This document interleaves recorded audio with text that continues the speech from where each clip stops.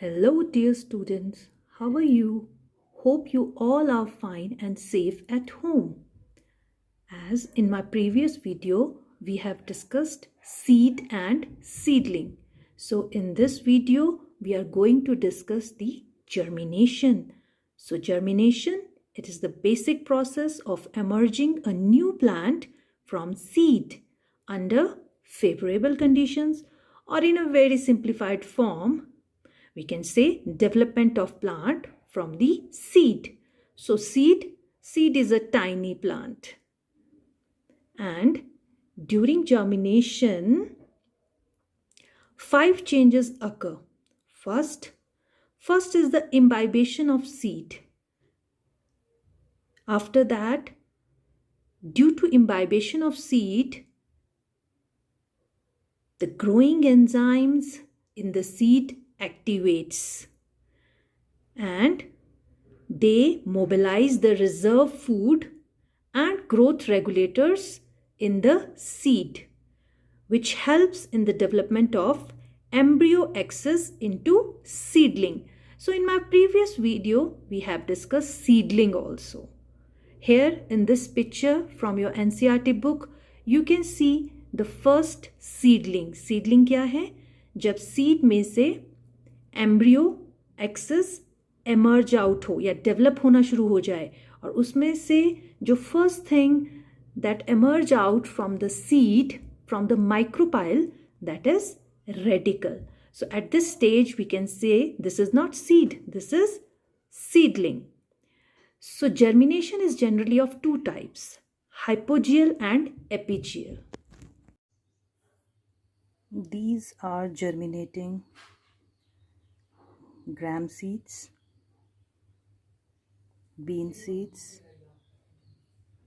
The first thing comes out of the seed during germination is the radicle. So this is the radicle which germinates first. Similarly, in the case of gram seeds, this is the radicle. So in germination, the first thing which comes out of the seed is radicle, as you can see. So today we are going to understand a type of germination, that is epigeal germination. But before that we have to understand what is germination. So germination is awakening of dormant embryo. तो बेटा आप देखते होंगे जब आप मक्की लगाते हैं तो मक्की के सीड्स को संभाल के रखते हैं और अगले साल उन सीड्स को लगाते हैं. अगर आप उसी टाइम जैसे मक्की की फसल हुई और उन्हीं सीड्स को दोबारा सो कर देंगे तो आप देखेंगे कि उनमें जर्मिनेशन नहीं होती है. तो ये जो एक स्लीपिंग टाइम है, सोने का समय है सीड का, जब वो दोबारा जर्मिनेट नहीं होता, तो उस पीरियड को हम कहते हैं डॉर्मेंट पीरियड. तो जर्मिनेशन क्या है? जब वो स्लीपिंग पीरियड एम्ब्रियो का खत्म हो जाए और वो दोबारा से क्या करे? जर्मिनेट करे. तो germination is awakening of dormant embryo. तो अब एम्ब्रियो में क्या होगा, हमें कैसे पता चलेगा कि एम्ब्रियो में जर्मिनेशन हो रही है, उसमें लाइफ स्टार्ट हो रही है? तो thing is radical comes out of the seed. तो जब हमने सीड की वीडियो देखी थी तो हमने सारे पार्ट्स उसके डिस्कस किए थे. तो रेडिकल क्या होता है? It's a part of embryo which is a future root. तो अब हम बात करेंगे specifically on the epigeal germination, जिसको आप कह सकते हैं अबव द ग्राउंड जर्मिनेशन. ये यूजुअली डाइकॉट सीड्स में होती है और इसमें वही वाली बात है कि फर्स्ट रेडिकल्स एमर्ज आउट. अब the part connecting the cotyledon and the radical that is hypocotyl. तो इसमें हमने इसको क्यों कहा है अबव द ग्राउंड जर्मिनेशन? क्योंकि आप इसमें देखेंगे कि जो सीड है इट पुश आउट कोटिलिडन के साथ. अब आप जैसे इस सीडलिंग को देखें, आप देख रहे हैं इसमें एक लीफ है पर उसके ऊपर अभी भी सीड कोट अटैच्ड है. तो अगर हम इस सीडलिंग को निकालें तो हम क्या देखेंगे? तो ये क्या है? रूट सिस्टम, रेडिकल से रूट सिस्टम. अब ये जो रेडिकल से ऊपर वाला पार्ट है, रेडिकल से यहां से लेकर यहां वाला पार्ट है, जो कोटिलिडनरी लीव्स वाला पार्ट है, this part is called the hypocotyl. तो एपिजियल जर्मिनेशन में हाइपोकोटाइल क्या होता है? इलोंगेट करता है, इतना ज़्यादा बड़ा हो जाता है कि जो सीड है वो सॉइल से बाहर आ जाता है. और इसको आप कैसे पहचान सकते हैं, ये जो सीड कोट जो कि अभी भी, क्योंकि सीड कोट कहाँ प्रेजेंट रहता है, सिर्फ सीड के ऊपर, तो सीड कोट अभी भी प्रेजेंट है। अब ये जो फर्स्ट लीव्स हैं जो डेवलप हुई हैं हाइपोकोटाइल के ऊपर, फर्स्ट लीव्स, ठीक है, इस प्लांट में आप बहुत क्लियरली देख सकते होंगे कि यहाँ की लीव्स कुछ अलग शेप की हैं और ये अलग है। तो ये जो first leaves which emerge out from the cotyledon are the seed leaves और कॉटिलिडनरी लीव्स। तो ये लीव्स जब डेवलप होती हैं उससे नीचे वाला part till the root, this is called hypocotyl.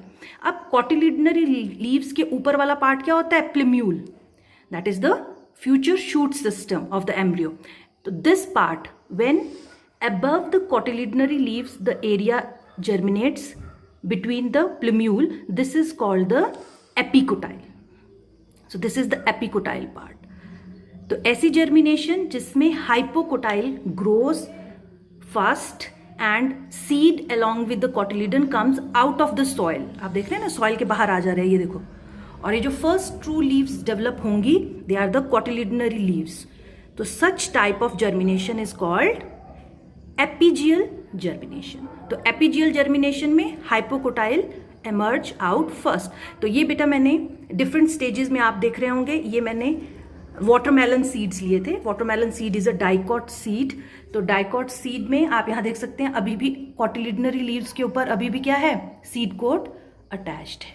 तो ये डिफरेंट स्टेजेस हैं वाटरमेलन प्लांट की, जो कि मैंने इसमें सोक किया था। तो आप देख सकते हैं अभी इसमें एपिकोटाइल ही ग्रो हुई है, कॉटिलिडनरी लीव्स है और ऊपर क्या है, प्लूम्यूल। अब ये जो प्लूम्यूल और कॉटिलिडनरी लीव्स के बीच का एरिया जो डेवलप होगा दैट इज द एपिकोटाइल। दिख रहा है आपको ये एपिकोटाइल, और अभी भी ये ग्रोइंग पार्ट है और आप आइडेंटिफाई कर सकते हैं these leaves are different from these leaves. Now these are the cotyledonary leaves भी कहें आप या इनको सीड लीव्स करें, तो मेनली इनका पर्पस क्या रहता है, तो ये एक्चुअली क्या है, these are the food of the growing embryo, जो कि बाद में लीव्स में डेवलप हो जाती हैं। तो जो एनर्जी बार है ऑफ द इन्फेंट प्लांट, जो छोटा प्लांट है उसका जो है वो है कॉटिलिडनरी लीव्स। कॉटिलिडन से एनर्जी कंज्यूम होती है और ये कॉटिलिडन्स डेवलप हो जाते हैं इन दीज कॉटिलिडनरी लीव्स, ठीक है। और cotyledons are the first leaves to emerge out from the soil when a plant germinates.